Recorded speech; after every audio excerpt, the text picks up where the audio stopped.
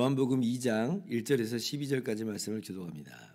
사흘째 되던 날 갈릴리 가나에 혼례가 있어 예수의 어머니도 거기 계시고 예수와 그 제자들도 혼례의 청함을 받았더니 포도주가 떨어진지라 예수의 어머니가 예수에게 이르되 저들에게 포도주가 없다 하니 예수께서 이르시되 여자여 나와 무슨 상관이 있나이까 내 때가 아직 이르지 아니하였나이다. 그의 어머니가 하인들에게 이르되 너희에게 무슨 말씀을 하시든지 그대로 하라 하니라. 거기에 유대인의 정결 예식을 따라 두세 통 드는 돌 항아리 6이 놓였는지라. 예수께서 그들에게 이르시되 항아리에 물을 채우라 하신즉 아기까지 채우니 이제는 떠서 연회장에게 갖다 주라 하시매 갖다 주었더니 연회장은 물로 된 포도주를 맛보고도 어디서 났는지 알지 못하되 물 떠온 하인들은 알더라. 연회장이 신랑을 불러 말하되 사람마다 먼저 좋은 포도주를 내고 취한 후에 낮은 것을 내거늘 그대는 지금까지 좋은 포도주를 두었도다 하니라. 예수께서 이 첫 표적을 갈릴리 가나에서 행하여 그의 영광을 나타내심에 제자들이 그를 믿으니라. 그 후에 예수께서 그 어머니와 형제들과 제자들과 함께 가버나움으로 내려가셨으나 거기에 여러 날 계시지는 아니하시니라. 아멘. 할렐루야. 하나님의 크신 은혜와 평강이 오늘도 변함없이 여러분 가운데 가득 넘치기를 주님의 이름으로 축원합니다.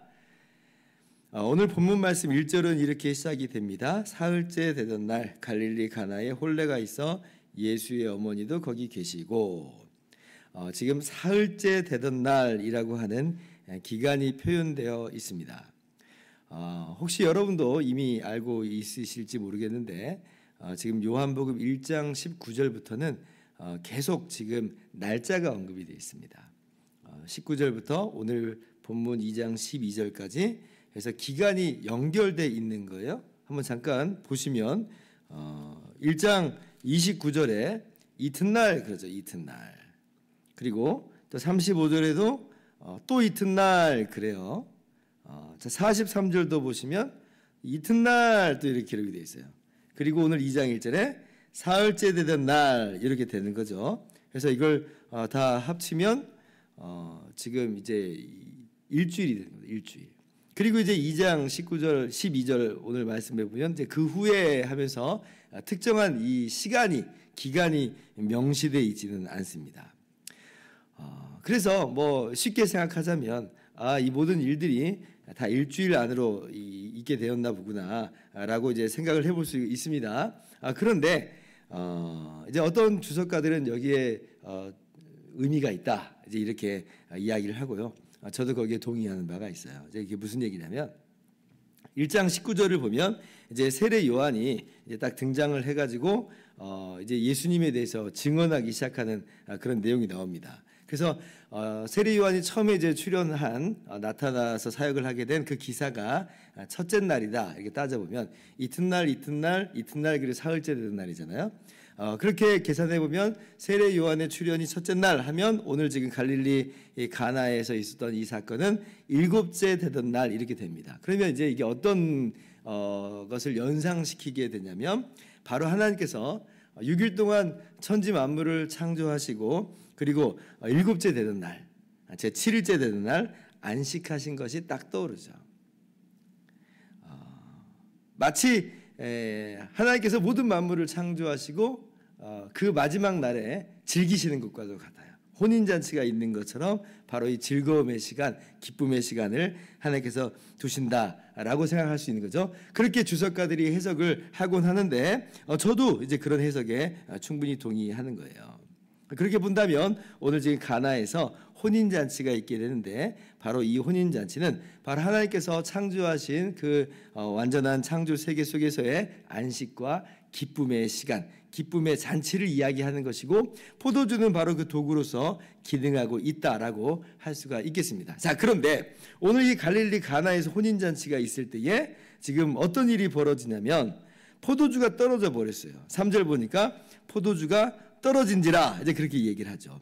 당시 유대인의 결혼 예식에 있어서 결혼 잔치에 있어서 빠지지 말아야 될 게 이 포도주였습니다. 포도주는 기쁨과 즐거움을 가져다 주는 것으로서 기능하고 있죠. 근데 지금 이 기쁘고 즐거운 흥겨운 날에 포도주가 떨어졌다라고 하는 것은 이 손님들에게 굉장히 결례가 되는 것이고 한마디로 잔치를 망치는 이제 그런 일이 있게 된 거예요.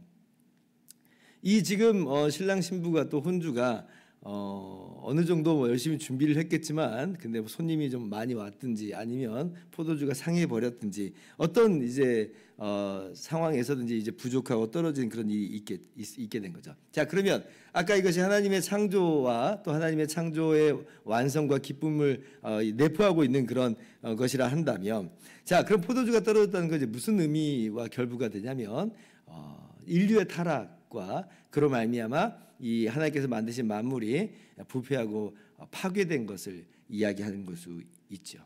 하나님께서는 정말 완전하고 보시기에 참 선하게 기쁨으로 이 모든 만물을 만드셨는데, 근데 인간이 타락함으로 말미암아 죽음이 찾아왔잖아요. 사망이 찾아오고 그렇게 이 모든 세계가 저주 가운데 빠지게 되었습니다.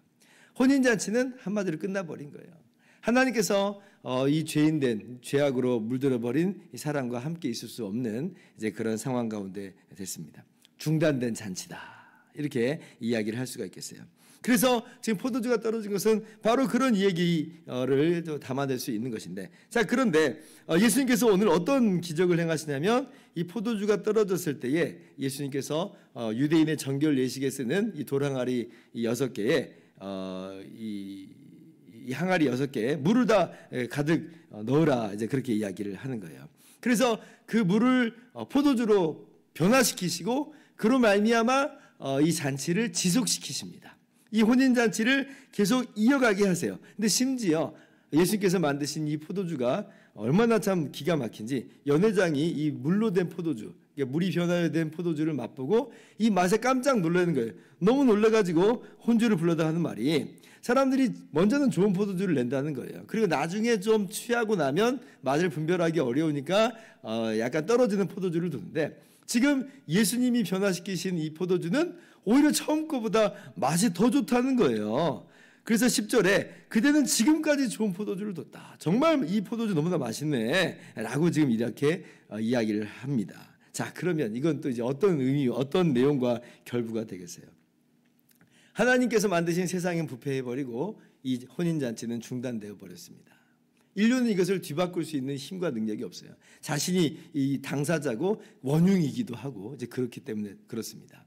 그런데 하나님께서 어떤 놀라운 일을 행하시냐면 예수님을, 하나님의 아들이신 예수님을 이 땅 가운데 보내주시고, 그리고 예수님께서 십자가에서 피 흘리심으로 말미암아 우리 인류의 모든 죄를 사하시죠.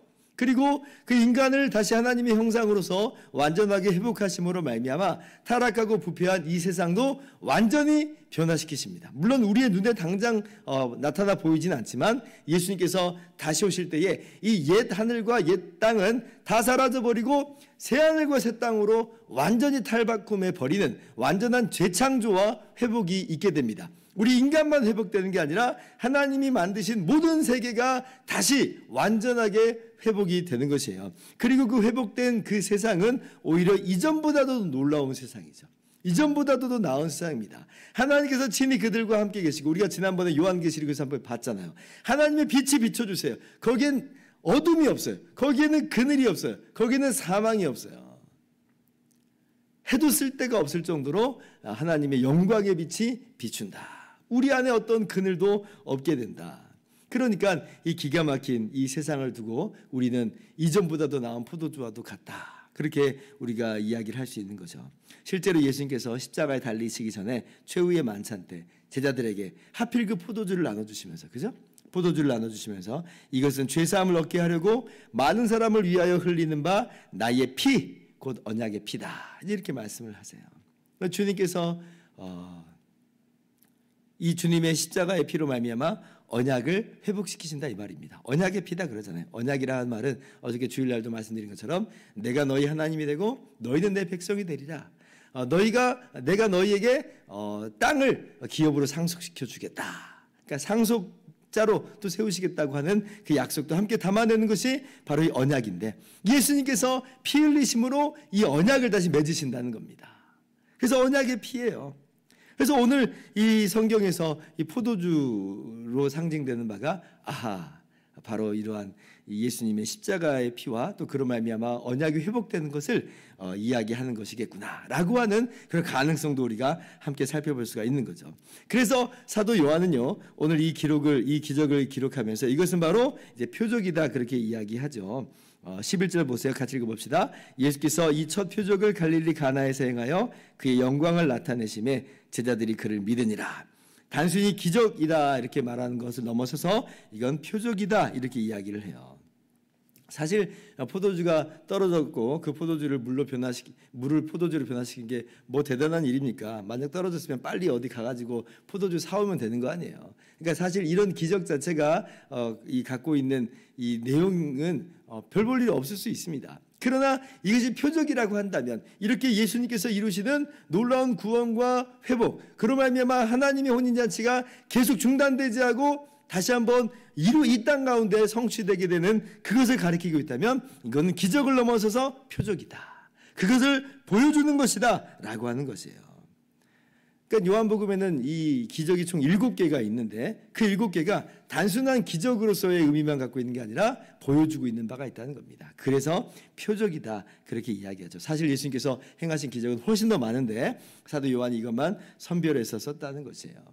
그래서 오늘 우리가 말씀을 보면서 다시 한번 주님께서 우리 가운데 이루신 놀라운 일을 바라보았으면 좋겠습니다. 어그러지고 타락해버리고 부패해버린 이 세상을 다시 완전하게 회복시키시는 하나님의 그 예수님의 놀라운 그 십자가 대속을 바라보면서 우리가 그로 말미암아 다시금 이 혼인잔치에 참여하게 됐구나. 하나님의 혼인잔치를 누리게 됐구나. 하나님께서 우리 가운데 이 모든 것을 다시 회복시키시되 이전보다도 더 좋은 그러한 구원으로서 놀라운 세상으로서 우리 가운데 허락하시는구나 라고 기억하면서 우리가 그렇게 주님께 감사와 찬양을 드렸으면 좋겠어요. 그냥 스쳐 지나가는 사람이 있습니다. 오늘 이 연회장은 그냥 이런 일이 있었구나. 지금 좋은 포도주를 뒀네 하고 스쳐 지나갔어요. 그런데 지금 이 일을 옆에서 목도하고 같이 참여하게 되었던 물도원 하인들은 뭐라 그래요? 9절에 알더라 그래. 알더라. 아마 이 물도원 하인들은 이 사건을 계기로 해서 예수님을 주와 구주로 영접하게 되는 그런 일이 있지 않았을까? 우리가 그렇게 생각을 한번 해볼 수가 있어요. 그래서 기적만으로 그치는 그러한 우리의 신앙이 아니라 그 기적을 통해서 예수님을 똑똑히 알고 주님이 이루신 구원을 바라보면서 정말 그것이 실체인 줄을 알고 그렇게 주님께 감사하고 찬양하며 하나님이 주시는 만복을 참된 기쁨을 오늘도 충만하게 누리시기를 주님의 이름으로 축원합니다. 기도하겠습니다.